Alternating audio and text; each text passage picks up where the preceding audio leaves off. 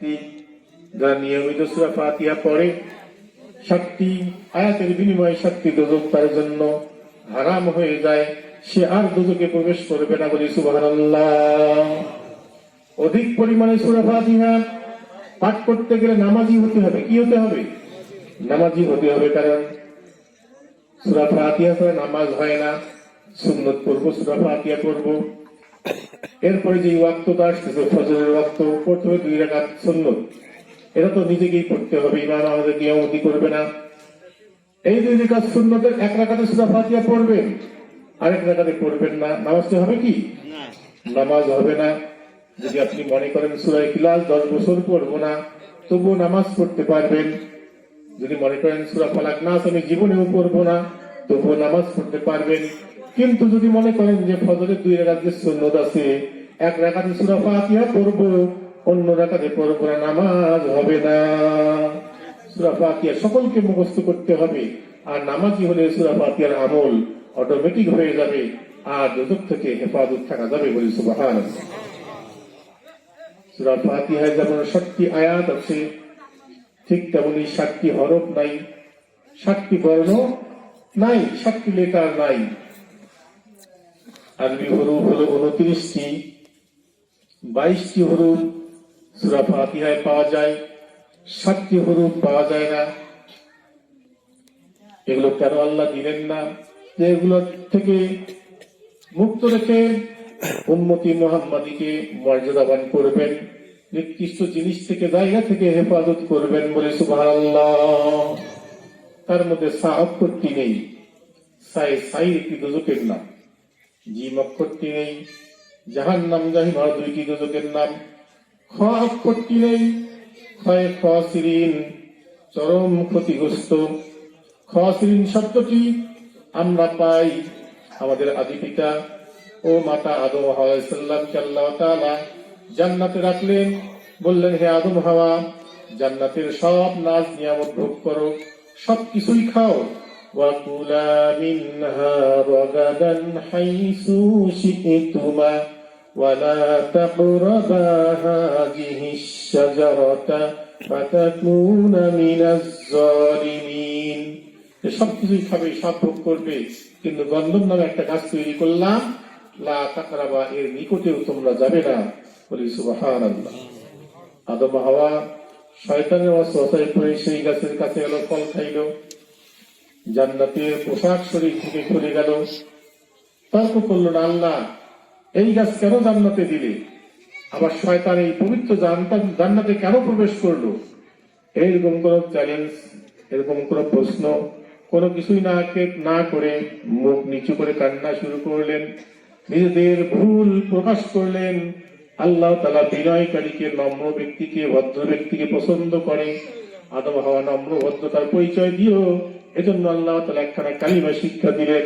আমার সঙ্গে সবাই পড়েন, রব্বানা যালামনা আনফুসানা ওয়া ইল্লাম তাগফির লানা ওয়া তারহামনা লানাকুনান্না মিনাল খাসিরিন। এই কালিমার শেষ শব্দ হলো খাসিরিন। আল্লাহ তাআলা আদম হাওয়াকে খাসিরিন করলেন না। আমরা হলাম শ্রেষ্ঠ নবীর উম্মত, আমাদেরকেও খাসিরিন করবেন না।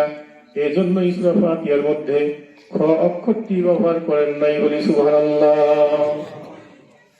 সূরা ফাতিহায় যা অক্ষর ব্যবহার করেন নাই।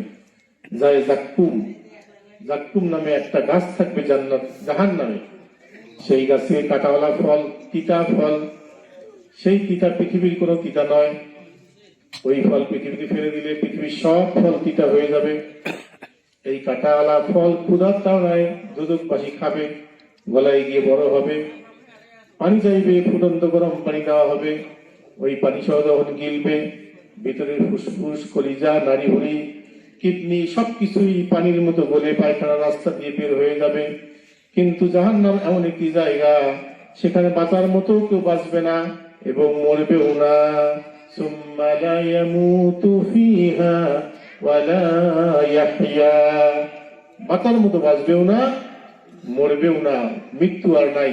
মৃত্যু এই দুনিয়ায় শেষ, পরকালে আর মৃত্যু হবে না। যে জান্নাতে যাবে জান্নাতে থাকবে, যে জাহান্নামে যতদিন থাকবে জাহান্নাম খাটার পর জান্নাতে আসবে, কিন্তু যতই আযাব হোক ওটা শরীর পুরো স্থায়ী হবে, আবার পুনরায় নতুন হয়ে যাবে।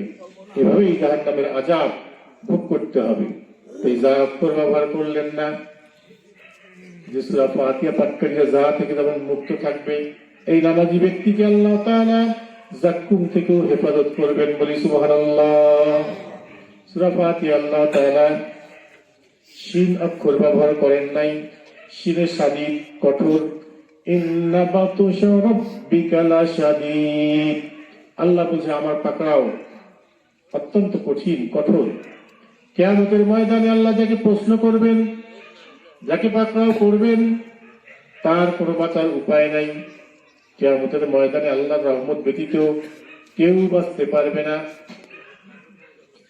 এজন্য আল্লাহ তাআলা যেন আমাদেরকে পাকড়াও না করেন, নামাজি ব্যক্তিকে পাকড়াও করবেন না, তার উপর শাদীদ হবেন না, যার জন্য সূরা ফাতিহার মধ্যে শিন অক্ষর ব্যবহার করেন নাই, বলি সুবহানাল্লাহ। সূরা ফাতিহায় জোয়া অক্ষর ব্যবহার করেন নাই। জয় জুলুমা অন্ধকার, নূর হলো আলো, নূরের বিপরীত হলো জুলুমা অন্ধকার। যেখানে নূর চলে আসে, আলো চলে আসে, সেখানে অন্ধকার দূরীভূত হয়ে যায়, আর অন্ধকার থাকে না। কবরের মধ্যে কোনো আলোর ব্যবস্থা থাকবে না, ফুলসিরাতের ময়দানে কোনো আলোর ব্যবস্থা থাকবে না। নামাজি ব্যক্তিরা উজুর জায়গাগুলো দিয়ে আলো বের হবে, নূর বের হবে, অন্ধকার দূর হয়ে যাবে। এজন্যই আল্লাহ তাআলা জোয়া অক্ষর সূরা ফাতিহায় ব্যবহার করেন নাই, যেন নামাজি ব্যক্তির জন্য সকল অন্ধকারের জায়গায় আলোর ব্যবস্থা থাকে, বলি সুবহানাল্লাহ। সূরা ফাতিহার মধ্যে আল্লাহ তাআলা ফা অক্ষর ব্যবহার করেন নাই, ফায়ে ফানা ধ্বংস।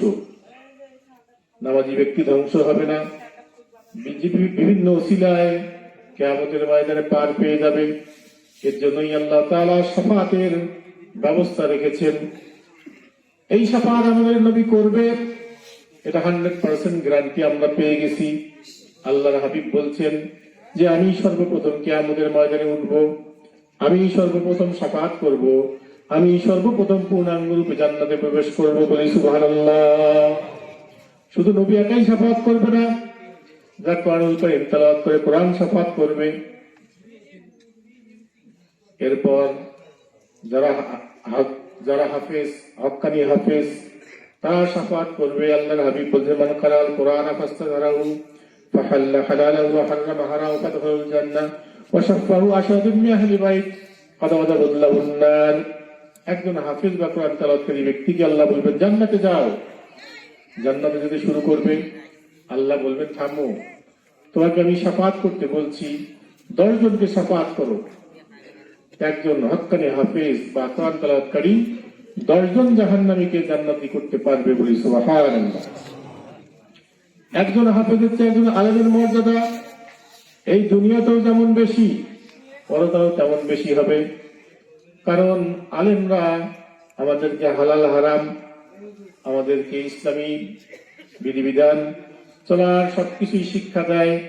আলেম ছাড়া আমরা অন্ধকারে পড়ে যাব। আমরা কোনটা শিরক, কোনটা বেদাত, কোনটা কুফর, কোনটা ভালো, কোনটা মন্দ, এটা আমরা জানতে পারবো না। আলেমদের দ্বারাই ইসলামের প্রচার প্রসার হয়। এই আলেমগণ এই দুনিয়া কেমন দামি, আল্লাহর হাবিব উলামাউ ওয়ারাসাতুল আম্বিয়া, যে আলেমগণ নবী রাসূলগণের ওয়ারিস, বলি সুবহানাল্লাহ। তাদের মর্যাদাও ঠিক তেমনই, হাফেজদের চেয়েও অনেক বেশি মর্যাদা কিয়ামতের ময়দানে হবে। তার চেয়ে বেশি মর্যাদা হবে আল্লাহর ওলিগণের।